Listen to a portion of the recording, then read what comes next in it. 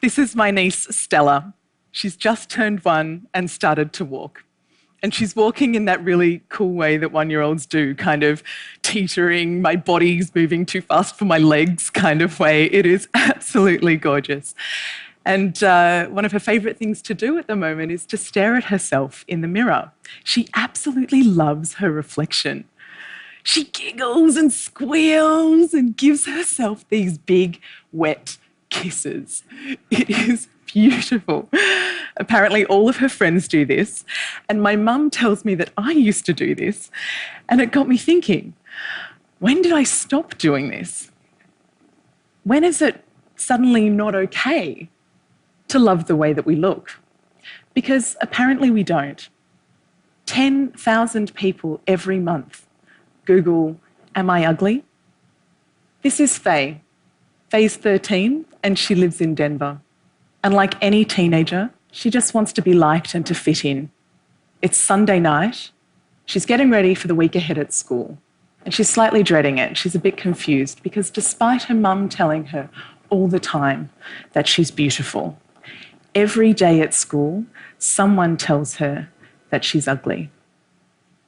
Because of the difference between what her mum tells her and what her friends at school or her peers at school are telling her, she doesn't know who to believe. So she takes a video of herself, she posts it to YouTube, and she asks people to please leave a comment. Am I pretty or am I ugly?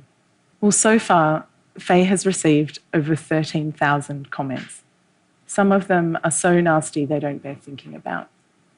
This is an average, healthy-looking teenage girl receiving this feedback at one of the most emotionally vulnerable times in her life. Thousands of people are posting videos like this, mostly teenage girls, reaching out in this way. But what's leading them to do this? Well, today's teenagers are rarely alone. They're under pressure to be online and available at all times. Talking, messaging, liking, commenting, sharing, posting, it never ends. Never before have we been so connected, so continuously, so instantaneously, so young.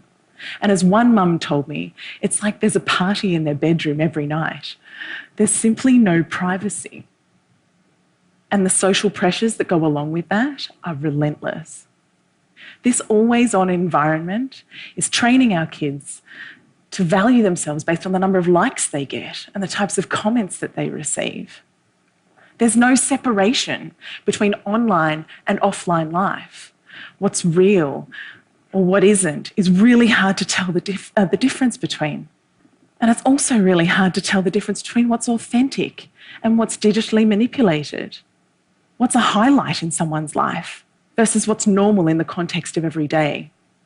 And where are they looking to for inspiration? Well, you can see the kinds of images that are covering the news feeds of girls today.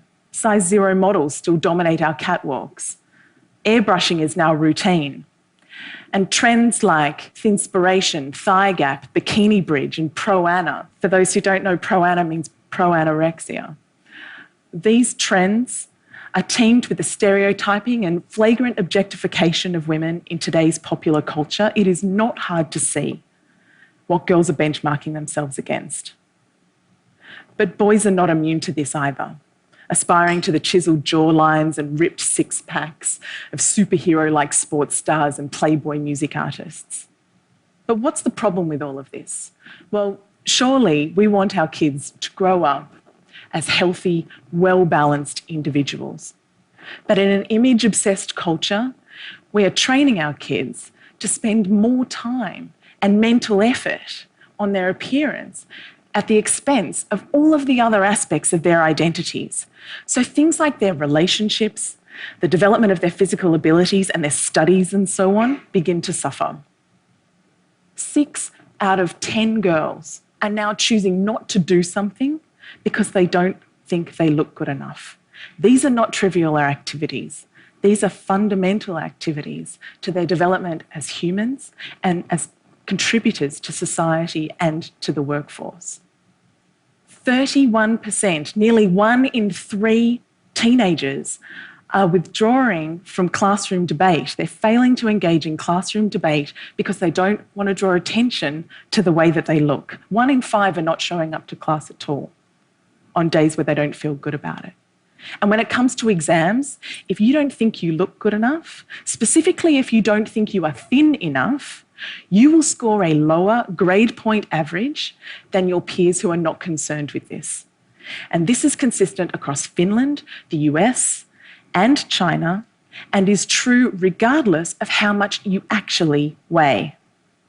So to be super clear, we're talking about the way you think you look, not how you actually look. Low body confidence is undermining academic achievement. But it's also damaging health. Teenagers with low body confidence do less physical activity, eat less fruits and vegetables, partake in more unhealthy weight control practices that can lead to eating disorders. They have lower self-esteem. They're more easily influenced by people around them, and they're at greater risk of depression. And we think it's for all of these reasons that they take more risks with things like alcohol and drug use, crash dieting, cosmetic surgery, unprotected earlier sex, and self-harm. The pursuit of the perfect body is putting pressure on our healthcare systems and costing our governments billions of dollars every year. And we don't grow out of it. Women who think they're overweight, again, regardless of whether they are or are not, have higher rates of absenteeism.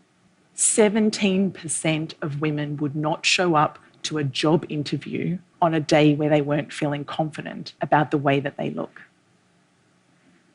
Have a think about what this is doing to our economy. If we could overcome this, what that opportunity looks like. Unlocking this potential is in the interest of every single one of us. But how do we do that? Well, talking on its own only gets you so far. It's not enough by itself. If you actually want to make a difference, you have to do something. And we've learned there are 3 key ways. The first is we have to educate for body confidence. We have to help our teenagers develop strategies to overcome image-related pressures and build their self-esteem. Now, the good news is that there are many programs out there available to do this. The bad news is that most of them don't work. I was shocked to learn that many well-meaning programs are inadvertently actually making the situation worse. So we need to make damn sure that the programs that our kids are receiving are not only having a positive impact, but having a lasting impact as well. And the research shows that the best programs address 6 key areas. The first is the influence of family, friends, and relationships. The second is media and celebrity culture. Then how to handle teasing and bullying. The way we compete and compare with one another based on looks. Talking about appearance. Some people call this body talk or fat talk. And finally, the foundations of respecting and looking after yourself. These 6 themes are crucial starting points for anyone serious about delivering body confidence education that works.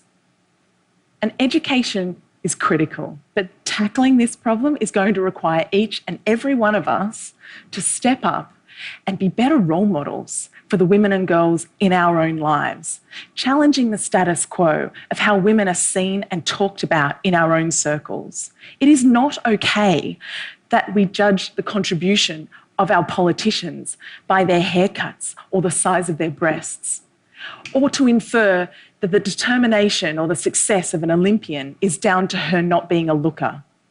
We need to start judging people by what they do, not what they look like. We can all start by taking responsibility for the types of pictures and comments that we post on our own social networks.